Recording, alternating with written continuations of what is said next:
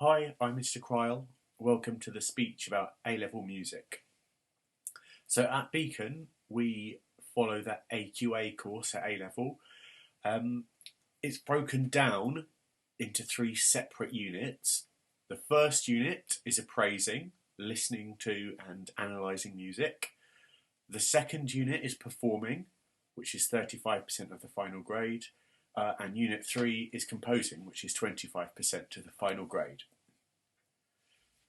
Unit 1, appraising, is broken down into three main areas of study.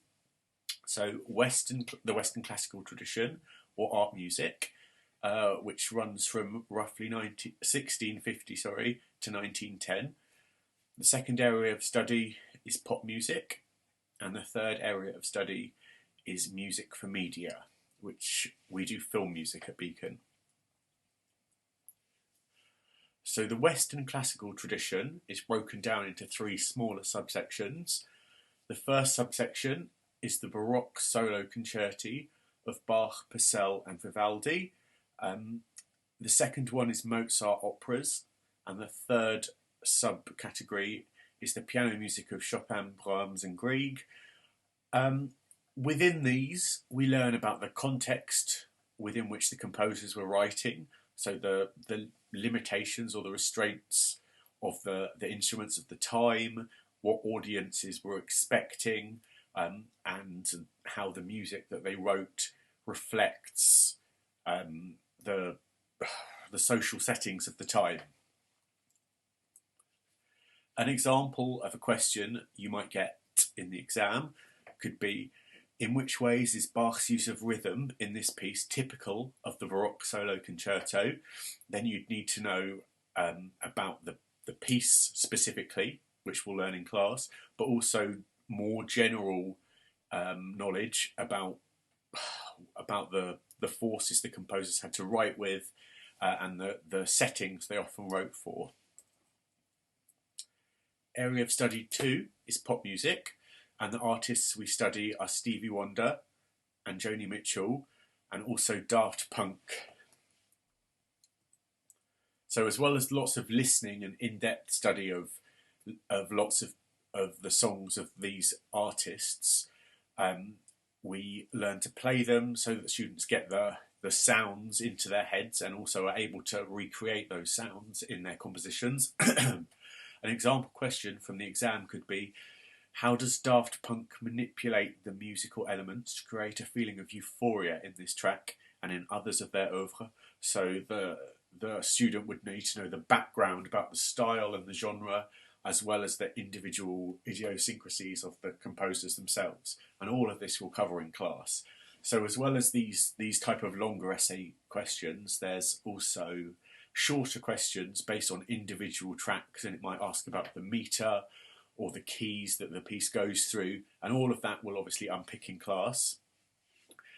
Area of study 3, music for media. At Beacon we do film music as our media, and the composers we study are Bernard Herrmann, Hans Zimmer, and Michael Giacchino or Thomas Newman. An example of a question you might be given in the exam could be, how is Hans Zimmer's use of rhythm in this piece typical of his approach to film composition? And again, you need to know the background about him and how he writes music, as well as specific examples that you'll use from pieces that we've studied in class. So, outside of the listening exam at the end of the course, you also need to do some performances. I recommend solo and ensemble performances, which need to last in total for at least 10 minutes. Generally, I would say to aim for about grade 7, and you must provide a score, lead sheet or guide recording. So not all of the pieces need to be grade 7. It's okay to do some that are lower and some that are higher. You get awarded some of your grade for performing based on the average difficulty of the pieces. So it's generally better to play pieces which are of a slightly lower grade and perform them perfectly than to play loads that are really, really difficult and not do them as well.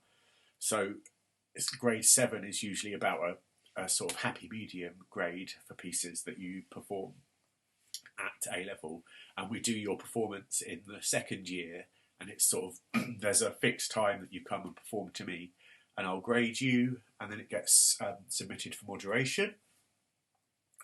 The final part of the course is composition, and it's broken down into two separate parts. So the first part, you need to be able to harmonise a chorale in the style of Bach, and you'd be given a piece which looks like this, and you need to fill in all the gaps. So to do that, you have to understand the key to start with, the possible keys you might modulate to. Then you need to look at the individual notes and figure out which cadences and which keys you think Bach has modulated to. So obviously to do this, you need a huge amount of background knowledge, all of which is taught throughout the course. But this is a really challenging part of the course, and that's good. It's good because it teaches you, you have to learn lots of different skills, and this part of the paper brings together all of the different skills that you do at A level and sort of puts them into one little paper. It is challenging, but it's also a really good learning curve, and it's a skill that I use frequently in my life now. Having learned to do this at A level, it's almost trial by fire. You have to learn to do it really well and understand it. You learn the background and how to apply complicated musical idioms to all different genres. So the second piece you need to compose, other than the Bach, is a free composition, and it can be absolutely anything in any style. It could be film music, it could be a piece for a jazz trio, it could be for a string quartet, absolutely anything, and you can play to your strengths with this paper. So here's a brief breakdown of how the course is laid out term by term. At the very start of the course, we do a crash course in harmony, notation and 20th century music, and this term is really devoted to sort of bridging the gap between GCSE and A level, because there is a big step up in terms of what you're required to understand, and I try and cover all of that in the first term, so it's there and you've got the basics, and we can work on that for the rest of the course. Each week there'll be a key of the week to learn and understand, so we'll start with C major and A minor, and then we'll move round the circle of fifths, so you understand how that works and how all the individual keys work and how their chords are organised, because this will come up later in the course. After that, we move on to Area of Study 2, Pop Music, and we do context about how pop music developed, and then we look at Joni Mitchell in depth and study her music. Then we do Media Music in Term 3 after Christmas. We look at the context of film music, how it evolved, and then we focus in on Herman. Term 4, we look at Area Study 1, Art Music, and we focus on the Baroque period, and we look at solo concerti and the context in which they were written. Then going into the summer term, we look at Area of Study 2, Pop Music again, and look at the works of Stevie Wonder and analyse lots of his different pieces and how they're different, what his style is, how his style grew, how it fits into the context of a wider context of 20th century music. Then just before the summer break, we'll do Area of Study 3 again, Media Music, and look at Hans Zimmer and his style, how that developed from the film music that went before him. Then in year 13, we go back to art music and look at the classical period. We look at Mozart operas and the context around operas. Then we'll do Daft Punk, again pop and rock music, that area of study, and look at how their music is written and how it's developed and how it fits into the wider context of electronic music.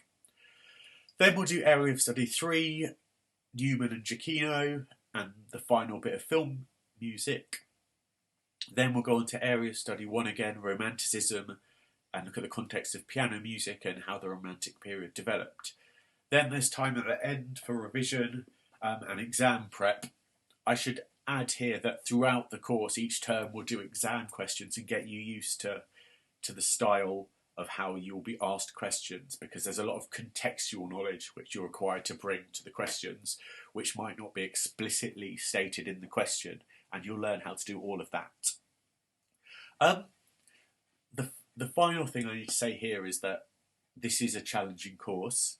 Music A level is difficult, and to succeed, you will need to do lots of work outside of class, all of which will be set and marked by me.